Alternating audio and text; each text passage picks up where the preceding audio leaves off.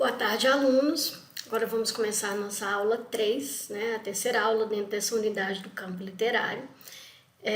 Vai ser uma aula onde a gente vai discutir a teoria da literatura propriamente dita, né?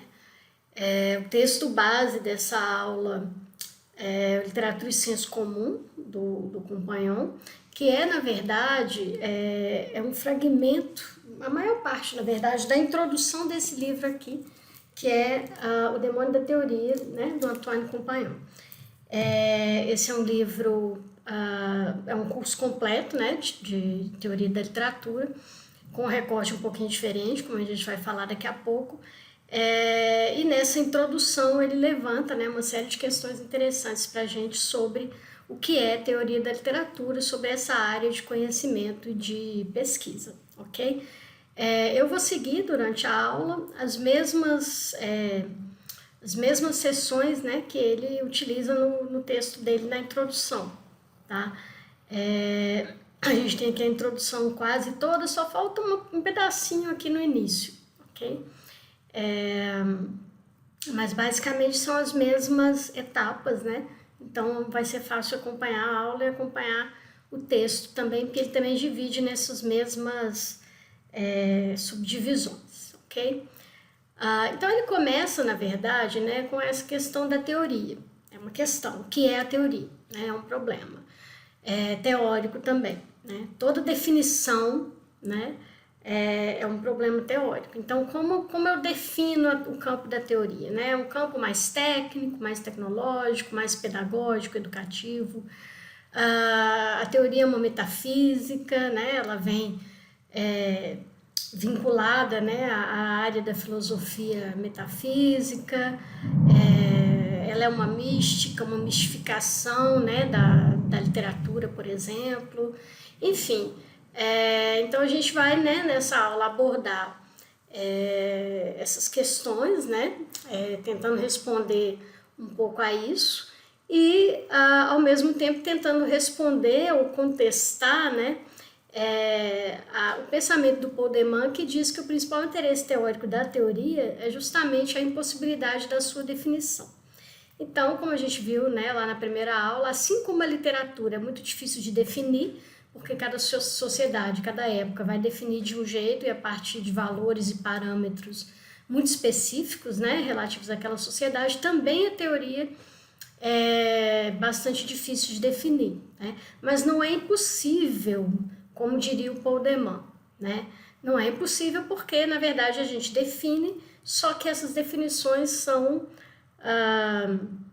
efêmeras, ou se não efêmeras, elas duram um tempo específico, né? Elas não são eternas, elas não são definitivas, né? Mas elas existem. Então, a gente segue um pouco, evidentemente, né, a linha do Compagnon, que diz que, para ele, tá, a teoria é essencialmente crítica. Ou seja, ele já começa o texto dando um pouco um direcionamento, né, para esse campo do conhecimento, para esse campo de pesquisa, como sendo um campo de oposição, de polêmica, de debate, de combate também, né? Mas combate contra o quê, exatamente? Né? Então, ele diz o seguinte, que a teoria existe, né, quando as premissas do discurso corrente sobre a literatura não são mais aceitas como evidentes, né, quando elas são questionadas, quando elas são expostas enquanto construções teóricas, enquanto convenções, etc. e tal. Então, é mais ou menos o seguinte, quando todo mundo concorda sobre o que é literatura num determinado momento histórico, né, de uma sociedade, existe uma convenção muito aceita, já até tomada como verdade, digamos assim, quando todo mundo concorda em relação a isso, eu não tenho teoria, porque eu não tenho debate, eu não tenho polêmicas, eu não tenho crítica, eu não tenho oposição, eu não tenho questões. Então, quando está todo mundo concordando, digamos assim, né, eu não tenho uma discussão teórica, evidentemente, porque existe um consenso, né? Se esse consenso é correto ou não, se ele é interessante ou não para aquela sociedade, já é uma outra questão, né?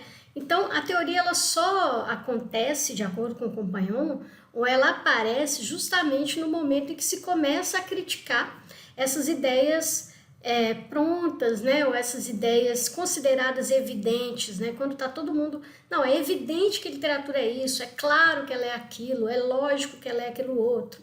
Então, quando toda uma sociedade, de certa forma, está concordando e tomando determinadas ideias como verdadeiras, né, como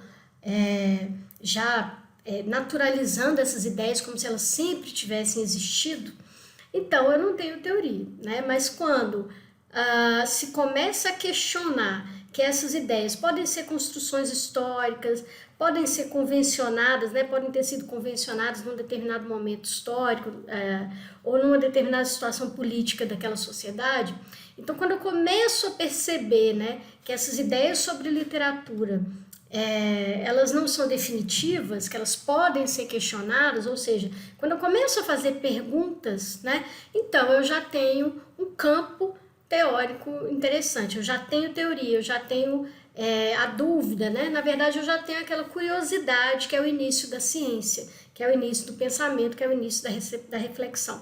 Então, quando eu tenho alguma curiosidade, alguma questão sobre aquilo, né, que eu estou observando, se eu levanto um problema, né, eu já estou levantando um problema contra aquelas ideias pré-concebidas, contra aquelas ideias estabelecidas naquele momento, né? Então, para o Compagnon, e para mim também, né, a teoria basicamente é um campo, claro, é um campo científico, é um campo do conhecimento, é um campo de pesquisa, mas é principalmente um campo de combate, é um campo de resistência contra ideias prontas ou contra ideias estabelecidas, contra ideias consolidadas e pré-concebidas da literatura, ok? Ele fala também, nesse iniciozinho, né, sobre o que é normalmente a disciplina Teoria da Literatura na esmagadora maioria dos cursos, das escolas, tanto no segundo grau quanto também nas universidades, né? Então, o que normalmente o aluno, né, ele espera da disciplina de Teoria da Literatura, né?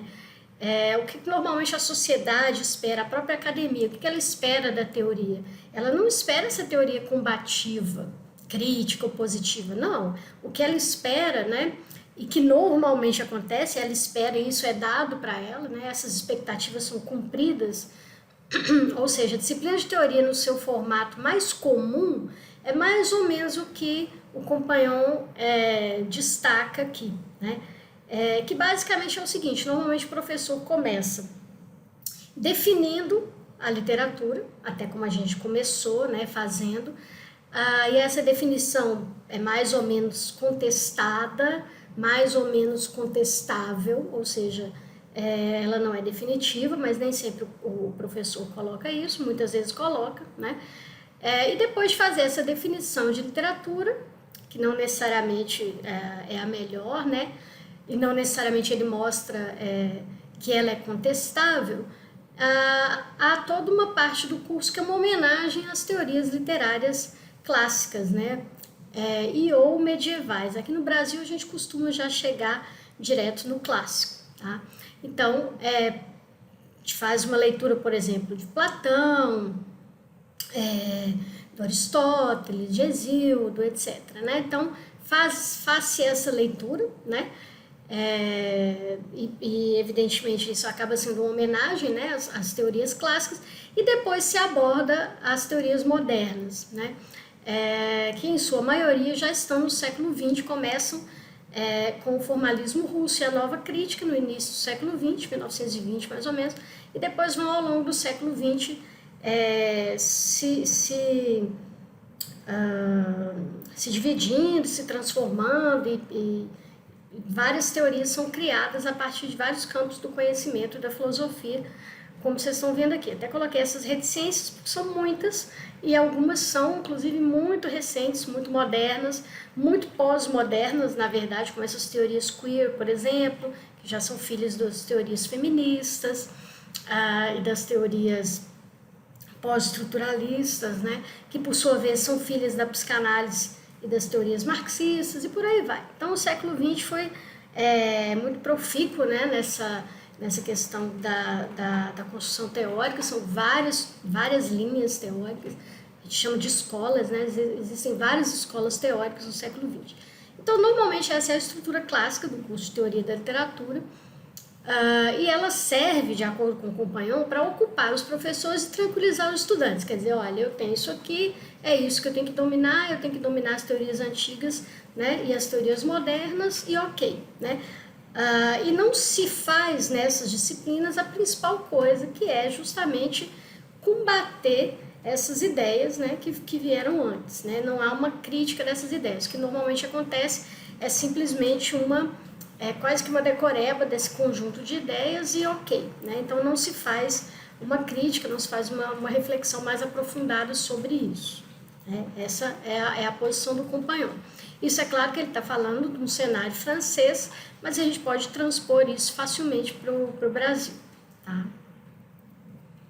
Então, o que ele vai dizer, né, também é que, no fundo, a gente tem que fazer esse questionamento, né, porque as respostas, elas passam, né, e as questões permanecem. No fundo, as questões que permanecem, essas teorias todas, né, que por sua vez responderam algumas das questões e outras também, né, cada uma escolhe um lado da questão para observar. Essas teorias, elas foram satisfatórias nos seus respectivos momentos históricos, mas cada vez mais, ou sempre no tempo presente, é interessante que se pergunte de novo e se questione não só aquelas teorias, como também as perguntas que estão na base, né, desse raciocínio teórico.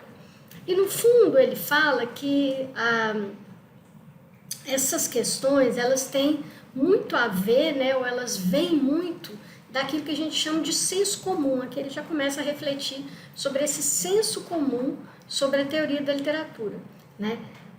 Ou melhor, um senso comum sobre a literatura, né? O que o senso comum diz da literatura, né? Ele vai fazer perguntas sobre a própria literatura, sobre o autor, sobre a intenção do autor, o que o autor quis ou não dizer, questões de sentido, de interpretação, né?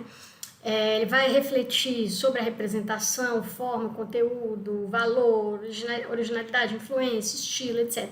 Então, essas questões todas que muitas vezes as teorias rejeitam, não todas, mas algumas, né? É como se cada teoria escolhesse uma dessas questões, ou duas, ou três, e se concentrasse nelas. Então, por exemplo, essa questão da forma, ela vira o centro da cena nas teorias formalistas, como o formalismo russo, nova crítica, por exemplo, o estruturalismo, entendeu? Então, cada uma dessas teorias, é muito difícil uma teoria abordar todas essas questões. Normalmente, ela escolhe algumas, se concentra nelas e, de certa forma, rejeita as outras. Então, cada teoria aborda alguns aspectos, não consegue abordar todos, respondem algumas coisas, né? Mas, como diz o Compagnon, as respostas passam e a maioria das questões permanece, né? Então, de acordo com ele, a teoria literária não conseguiu se livrar, né, se desembaraçar daquilo que ele chama de linguagem corrente sobre a literatura, ou seja, o senso comum sobre a literatura ainda é capaz, né, de levantar uma série de questões que às vezes a própria teoria da literatura rejeita, né? Ou se não rejeita, coloca em segundo plano e por aí vai. Então, de acordo com ele, a gente tem uma permanência das perguntas, que são sempre essas mesmas ou próximas, né? E uma contradição e fragilidade nas respostas. Contradição por quê? Porque cada linha teórica, cada escola teórica vai responder de uma certa forma e às vezes vão responder respostas opostas para uma mesma pergunta, né? Por exemplo, a nova crítica, né, fala dessa questão do autor, né, da intenção do autor. Tem um livro, inclusive, da nova crítica que se chama A Falácia Intencional, né, questionando justamente essa questão da intenção do autor, né, o que o autor quis dizer, né. Para os formalistas, isso não importa tanto, né. Importa muito mais o que ele diz, a forma como ele diz, do que exatamente o que ele pretendeu dizer. Então, outras teorias, né, como a teoria marxista, por exemplo, já vão falar que essa intenção é muito importante. E muito mais que a intenção, o contexto da época, né, o contexto, por exemplo, no caso da teoria marxista, o conceito de classe, né, o lugar cultural desse autor vão ser muito importantes, né. Então, para uma mesma questão, como a do autor, por exemplo, teorias diferentes têm respostas contraditórias, né. Isso torna essas respostas um tanto quanto frágeis, né? Ou se não frágeis, pelo menos parciais, né? Limitadas, elas são restritas ao seu tempo, espaço, a sua condição de aparecimento, né, ao contexto de aparecimento dessas respostas. Portanto, de acordo com o Compagnon, isso é mais uma prova de que a gente sempre tem que voltar às mesmas perguntas, rever as respostas que foram dadas por essas escolas teóricas todas, né, rever essas respostas e voltar a questionar de novo e de novo todas esses aspectos, né, que para a literatura são importantes, né? Então, é como se ele dissesse assim, o teórico ele não pode se contentar com as respostas que foram dadas sobre literatura, por exemplo, ou sobre representação, das teorias do passado, né? Ele tem que levantar essas perguntas de novo, perguntar de novo, rever as respostas que foram dadas e tentar né, cunhar outras respostas, achar outros caminhos, ok? Então, outra questão importante é a distinção entre teoria e prática, né? Mas essa distinção, de acordo com o Compagnon, ela ainda vai se desdobrar em outras duas, né? A princípio, a gente pensa sempre uma prática como uma atividade, né? Que a teoria vai incidir sobre essa prática, observar essa prática, essa atividade, para pensar sobre ela, para levantar questões sobre ela. Basicamente é isso, né? Mas, por exemplo, tem um teórico pós-colonialista, né, indiano, que é o Homi Bhabha, que ele usa uma distinção, ele usa uma imagem bem interessante para falar da teoria e prática. Ele fala que elas são, né, como a teoria e a prática, né, como os dois lados de uma folha de papel, né? Então, se eu tenho uma folha de papel, eu não consigo, por exemplo, né, imaginar uma folha de papel com um lado só, percebe? Então, eu tenho, mesmo que eu conseguisse, né, arrumar uma lâmina tão fina que separasse a frente do verso, eu ainda teria duas novas folhas de papel também com frente e verso, ou seja, esses dois lados, né, da folha de papel seriam a teoria e a prática, ou seja, elas são indissociáveis, né? Uma está muito ligada na outra, uma não existe sem a outra, etc. Então, a partir daí, né, dá para imaginar também que toda teoria tem um pouquinho de prática e toda prática tem um pouco de teoria. É semelhante à oposição, por exemplo, né, que a gente já trabalhou em aulas passadas, a oposição entre realidade e ficção, né? Toda ficção tem um pouco de real, de realidade, toda realidade tem um pouco de ficção, né? Na verdade, são oposições aí também indissociáveis, porque aparentemente, né, o senso comum imagina que são termos opostos, mas na verdade eles não são tão opostos assim, né? Um não existe sem o outro e um está, de certa forma, contaminado com o outro, ou, se vocês acharem uma imagem melhor, o limite entre um e o outro é um limite fluido, né? Então não seria uma linha reta, seria uma linha tracejada ou uma linha bem, bem tênue, né? Uma linha bem esfumaçada, talvez, né? Você pode pensar assim, você tem um lado aqui e o outro, e entre um e outro você tem uma zona de indiscernibilidade, uma zona meio esfumaçada, uma neblina que você não consegue exatamente precisar o que é um, o que é o outro, né? Então, na teoria e na prática é a mesma coisa. Mas aí o Compagnon, ele nem fala disso, estou só fazendo uma introdução para vocês. O que ele vai falar é que existe uma distinção ainda, digamos, subsequente, que é a distinção entre a teoria clássica e a teoria moderna. Porque se a teoria, toda teoria, ela observa uma prática, as práticas que as teorias clássicas e modernas observam são diferentes. Então, a teoria clássica, né, qual prática que ela codifica, organiza, observa, analisa, etc. Né? O que ela observa, o que ela pesquisa, o que ela estuda, né? O que a teoria clássica estuda?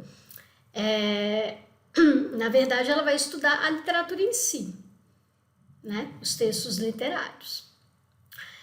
E a prática, né? A prática, qual é a prática que a teoria moderna codifica e organiza, né? O que a teoria moderna observa? Qual a prática que ela observa? Ela vai observar os estudos literários, né? Então, são duas práticas diferentes, né? Que eu vou explicar um pouco melhor nesse slide aqui. Eu acho que visualmente talvez fique mais fácil.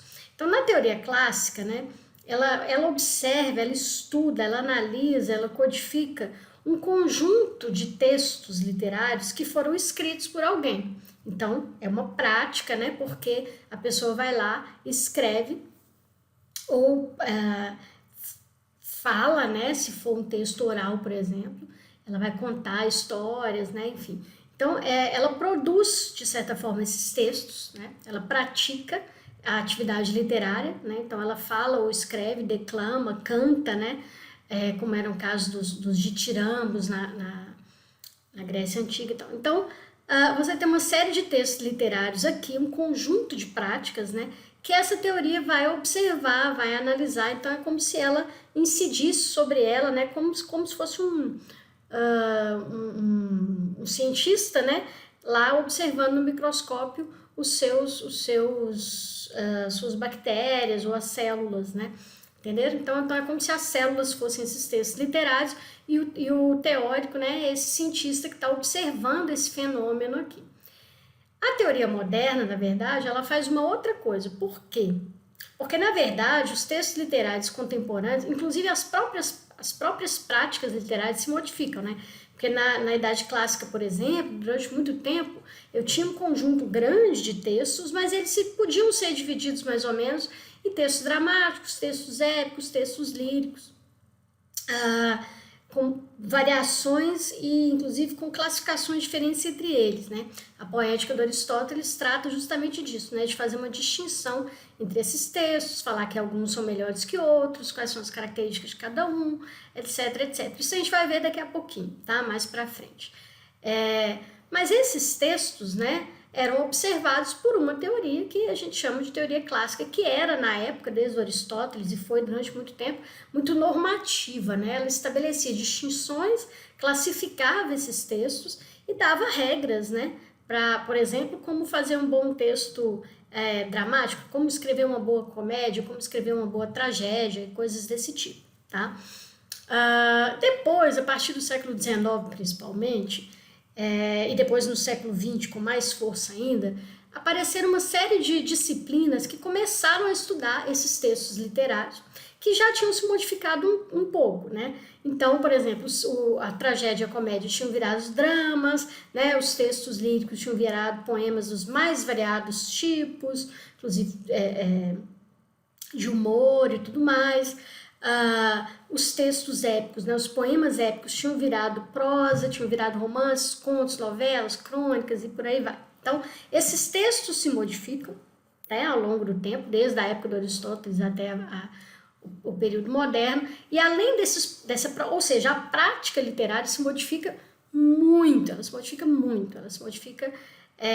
infinitamente, né? Então, você tem alguns textos que inclusive caem em desuso, deixam de ser escritos, como as epopeias, por exemplo, aqui, né? Aqui você não tem mais epopeias, você tem o romance.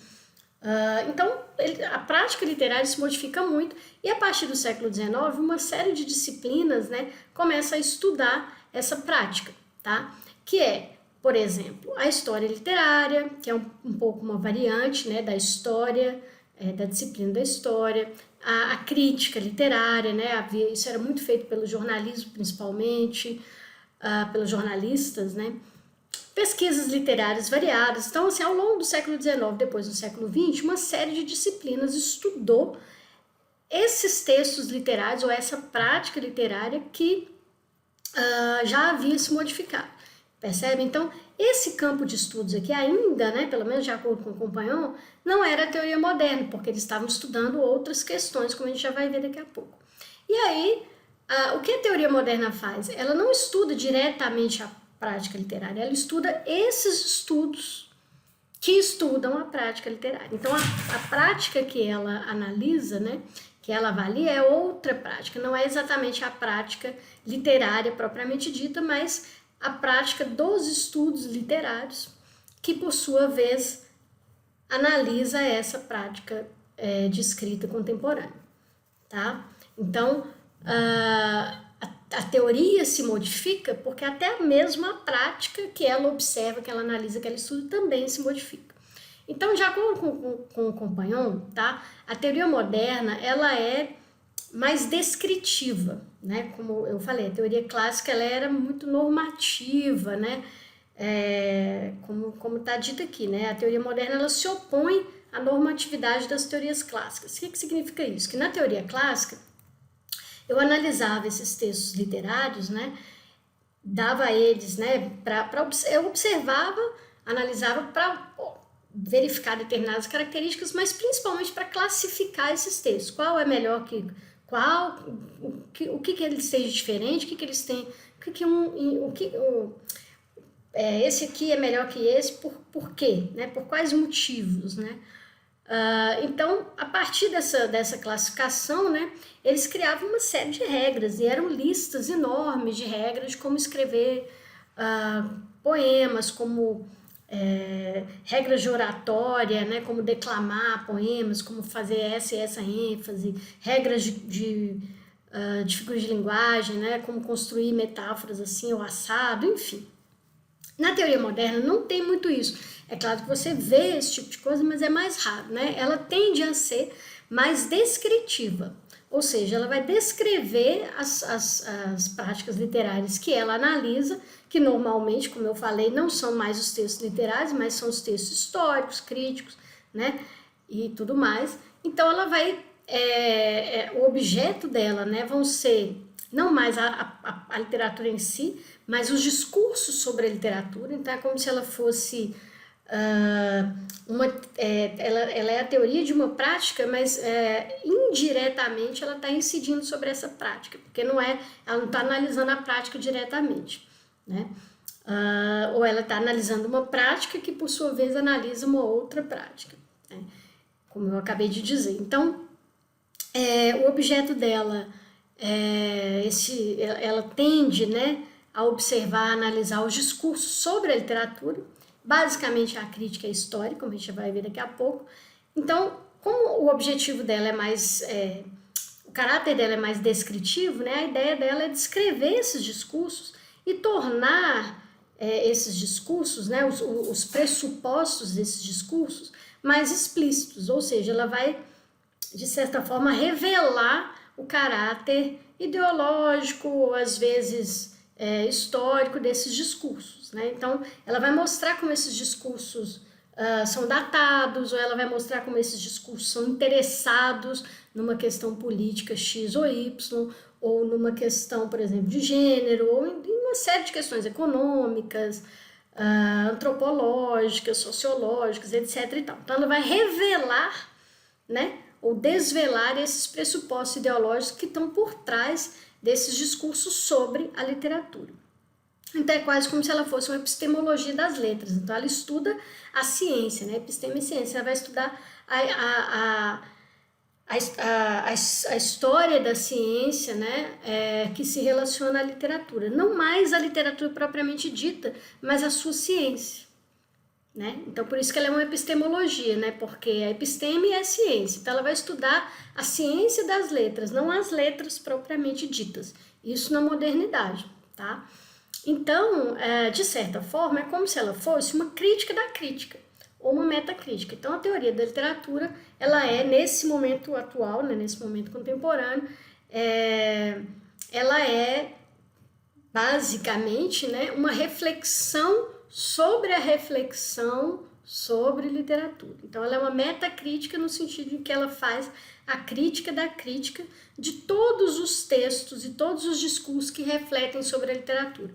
Então, ela vai pegar todos os discursos que refletem sobre a literatura, né, que a gente chamaria de estudos literários, e vai fazer uma leitura deles, mostrando os limites, as implicações, os recortes ideológicos, os posicionamentos, os contextos históricos desses discursos, e por contexto histórico aí também já vem os contextos culturais, econômicos, de classe, de gênero, nacionais, né, questões também nacionalistas, enfim, ela vai fazer toda uma análise dos discursos sobre a literatura, ok?